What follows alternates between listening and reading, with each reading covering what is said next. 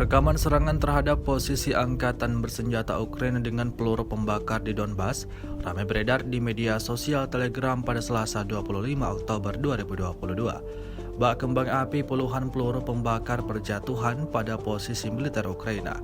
Peristiwa yang diduga terjadi pada sore hari tersebut menghancurkan setidaknya lebih dari 10 fasilitas militer pasukan Ukraina.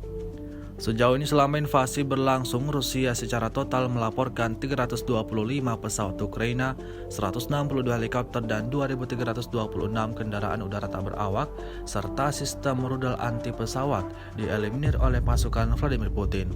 Sementara itu dari kubu Kiev, Kementerian Pertahanan Ukraina melaporkan 470 tentara Rusia dieliminir dalam sehari terakhir. Total 67.940 prajurit Federasi Rusia meninggal sejak awal konflik hingga hari ke-243.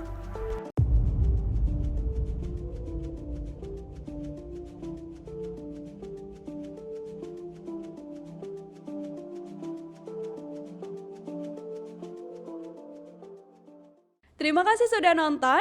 Jangan lupa like, subscribe, dan share ya.